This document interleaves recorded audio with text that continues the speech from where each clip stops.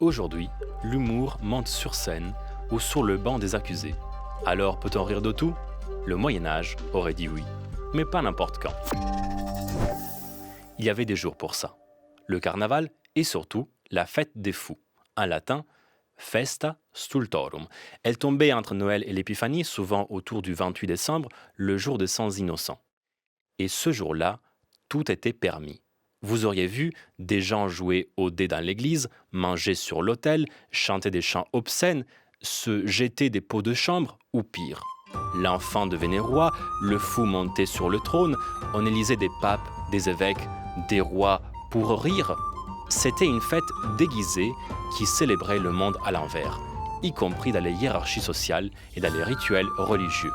Les prières devenaient des chansons à boire, on célébrait la messe des ivrognes et la messe des joueurs, on récitait le sermon du jambon, on déclamait l'évangile selon un étudiant de Paris.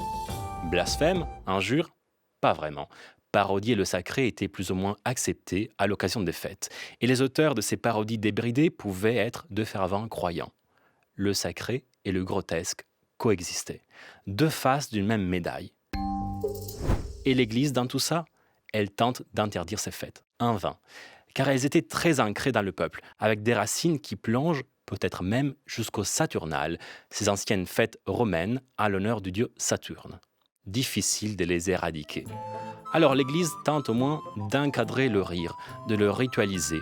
À Pâques, le prêtre faisait des blagues depuis sa chair pour faire rire les fidèles après le carême. Ou encore, pour la fête de l'âne, il entonnait des chants à l'honneur de l'âne qui transporta Marie et l'enfant Jésus dans la fuite en Égypte. Et à la fin de la messe, au lieu de dire Amen, il braillait 3 fois avec la foule I1, I1, I1.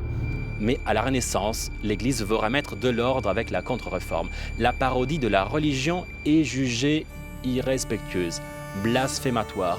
Et l'Église parvient enfin au XVIe siècle à interdire ces fêtes. On ne peut plus rire du sacré. Alors, ces prêtres humoristes, subversion ou simple ânerie, surtout un mécanisme de contrôle.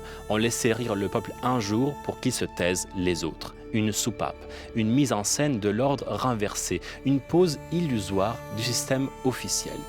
Juste de quoi canaliser la rébellion, un rire ritualisé pour mieux rétablir l'ordre ensuite. Car quand l'humour redescendait de son trône, tout reprenait comme avant. Et aujourd'hui? À vous de répondre. Ce qui est certain, c'est que sans fête de fou, il vaut mieux éviter de rire sur certains sujets, à moins d'avoir un bon avocat.